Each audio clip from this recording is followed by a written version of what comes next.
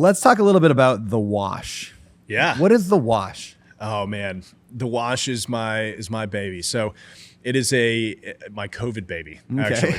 So it's a 6-bay car wash that we converted into 5 micro restaurants and a bar.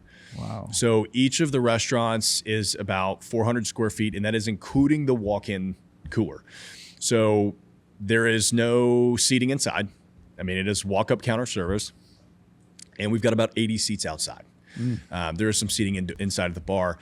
But I came up with it during COVID because our brokerage kept getting calls from restaurants, which I know is kind of surprising, but they were all saying, we want to lease a restaurant space to focus on to-go and delivery. We don't want any seating. Yeah. We don't want any interior space. We want it to be all kitchen.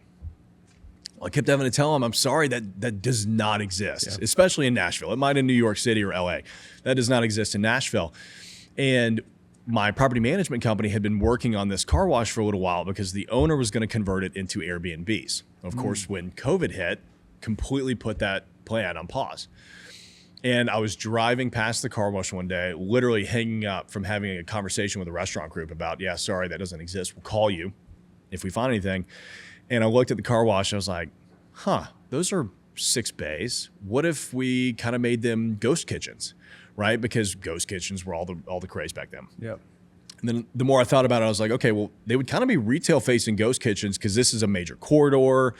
And, what would that look like? I guess we could have some outdoor seating. So I called my architect and I said, hey, this might be a totally crazy idea to turn a car wash into a, basically food hall, outdoor food hall. Yeah.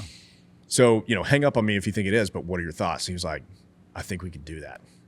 So we got to work. It took, we bought it in December of 2020. We didn't deliver it until April of 21.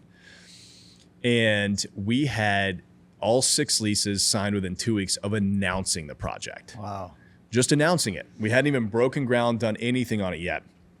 Because what we realized is that because the spaces are inherently small, and this is kind of what I was talking about with office space earlier, go for the smaller spaces. Yeah. They don't have to be massive. Because they're small, even if we're charging a higher price per square foot on the rent, it's still affordable on a monthly basis. So when we were initially going through ideas for tenants, we thought, let's grab all the big Nashville brands that don't have a presence in East Nashville. That would be so cool. We can kind of create this really, unique thing. But the more that we ideated on that, we're like, yeah, but they can afford this. Mm-hmm. They can already afford to go do all of this. Why do we need to give them this affordable opportunity? And so we said, you know what? We're going to go with businesses that are either startups, have food trucks, or are doing pop-ups. And that's it.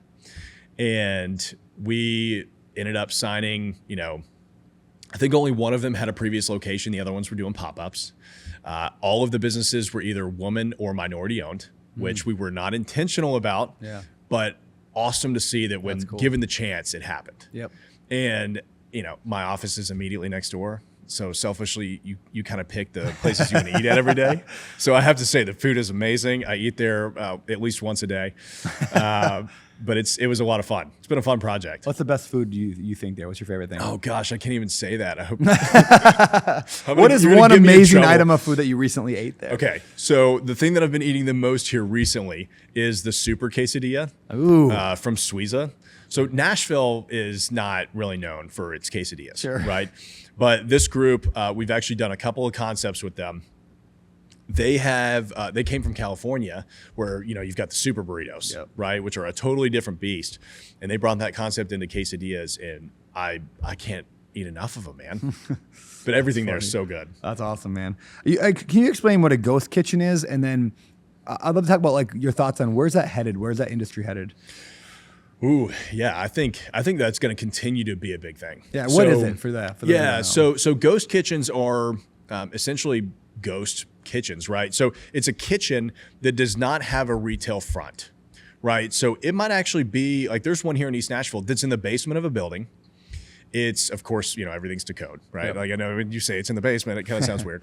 Everything's to code, but it doesn't have a face, right? So you don't actually go to that location. You just order delivery from there. Yeah. So it's all to go or delivery. And it's a lot cheaper for the restaurant groups to do, right? Because they don't have to worry about paying retail prices on the restaurant. They don't have to staff it with as many people. They don't have to pay rent on empty chairs, which a lot of restaurants are doing a lot of the time. And it's also just a great way to start up your restaurant idea. Yeah. You know, there's a lot of groups that get started out of a ghost kitchen because it's not cost prohibitive. Yeah. Which is pretty cool. So and you can test the menu. You can see what people like. What are people going to eat, order, what they aren't. You can change it weekly. Exactly. They're ordered on DoorDash or Uber Eats or whatever. Right? That's what Mr. Beast does. Yeah. I mean, all of his concepts are ghost kitchens, right? You're never going to, I mean, you don't say never, but you probably haven't gone to a physical location to buy a Mr. Beast burger. Yeah. I think he's got one, maybe. I don't know. It's like, I think Red Robin produces a lot of his. Really? Yeah. Red Robin is like, because I looked it up once, and I've done it a couple times actually in a couple cities. Because sometimes they'll have the address and you go look it up. I'm like, that's the same address as Red Robin. That's funny. funny. It's like, he and it's not just Red Robin. Other people have done it. He just gives the recipe and then they make the food. It was actually a pretty brilliant move on his part. Because you can scale without having to worry about all the infrastructure. Yeah, he opened 500 restaurants in a day or something like that. Like, how can you do that? That's a YouTube video right there. Yeah, it was absolutely nuts. So. Yeah, I mean, it's really neat. And the funny thing is too, like a lot of people don't realize this. Your favorite brands, Starbucks, Dunkin' Donuts, they all use Ghost Kitchen. Yeah. So if you're ordering them through Uber Eats, it's not like they're, making it in the location down the street. They have a Ghost Kitchen that specifically handles the orders for that because now it's become such a big thing. I didn't know. I went to a Chick-fil-A the other day and I walked up and I took the kids and the wife. We were going to go in the Chick-fil-A and there was nowhere to go. And it wasn't a Ghost Kitchen per se. They did have a front thing, but you couldn't eat inside. Like there was nowhere to eat. And I was like, this is the weirdest Chick-fil-A ever. And then they had a whole door just for the drivers, like DoorDash and Uber Eats, and it was designed 100% for those people, or 99% for those people. It's funny, and they'll put them in weird. Business districts, because they know people are going to want to order Chick-fil-A for lunch. Yeah, that's where it was. It was like downtown Nashville. Wild, man. So, do you see that increasing? Was this just a COVID thing? People stopped going to restaurants, and that's going to fade out, or where do you see the idea of the delivery food thing going? I think it's going to continue to grow. I love that it's a thing. Yeah.